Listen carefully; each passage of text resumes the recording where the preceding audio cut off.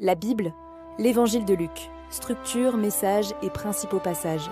Composé de 24 chapitres, l'Évangile de Luc est le plus long des évangiles. C'est 4 livres qui ouvrent le Nouveau Testament dans la Bible. D'après la tradition, il aurait été écrit en 85, à 5 ou 10 ans près, soit à la même époque que l'Évangile de Matthieu.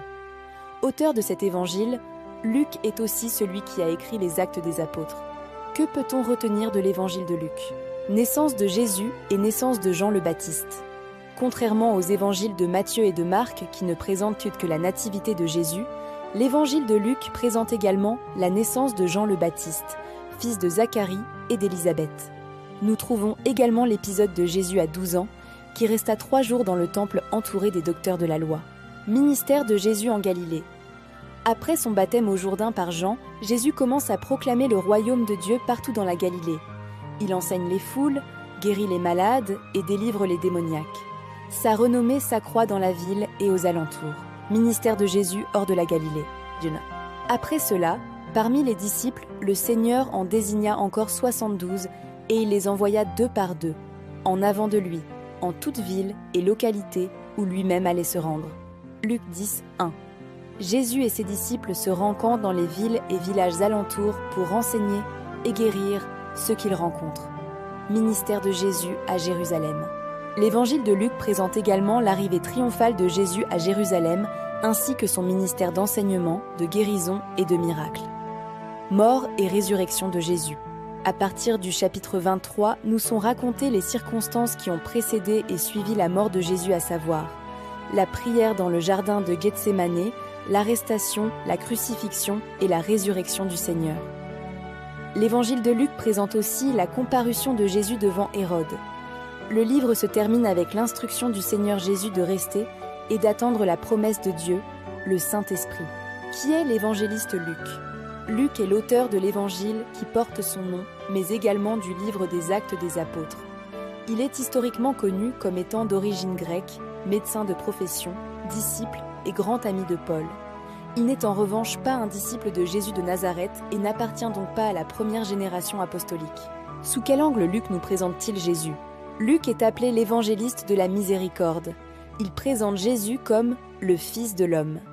En effet, tout au long de son récit de la vie de Jésus, il met l'accent sur la tendresse et la compassion du Seigneur Jésus. Cela se voit au travers de récits qui lui sont propres, comme la parabole du Fils prodigue ou encore celle du brigand sur la croix, pardonné par Jésus. Il met aussi beaucoup l'accent sur l'importance que donne Jésus à la prière et au Saint-Esprit. À qui s'adresse-t-il ? Comme à chaque début de livre qu'il écrit, Luc s'adresse à Théophile. Celui-ci était soit un de ses amis, soit un symbole pour parler à tous les chrétiens, car Théophile signifie « aimé de Dieu ». Écrit après les années 70, cet évangile était initialement adressé à des chrétiens d'origine païenne, d'Asie mineure ou de la Grèce.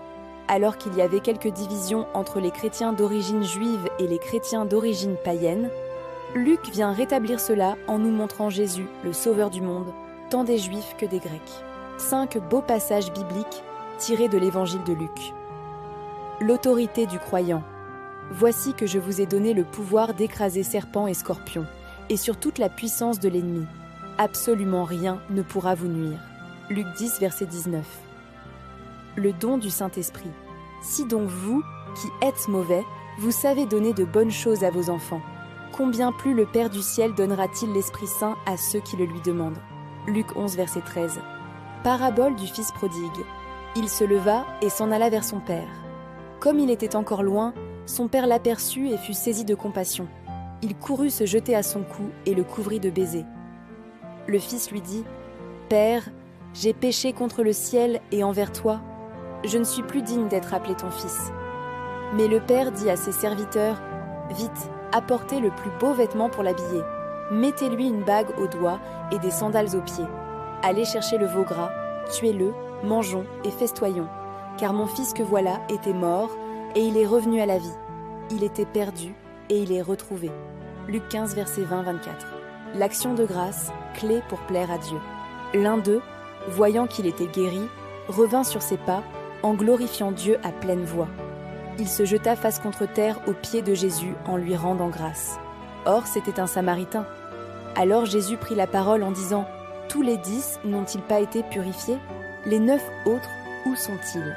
Il ne s'est trouvé parmi eux que cet étranger pour revenir sur ses pas et rendre gloire à Dieu. Jésus lui dit « Relève-toi et va, ta foi t'a sauvé ». Luc 17, versets 15-19. Priez sans cesse. Et Dieu ne ferait pas justice à ses élus, qui crêtent vers lui jour et nuit. Les fait-il attendre? Je vous le déclare. Bien vite, il leur fera justice. Cependant, le Fils de l'homme, quand il viendra, trouvera-t-il la foi sur la terre? Luc 18, versets 7-8.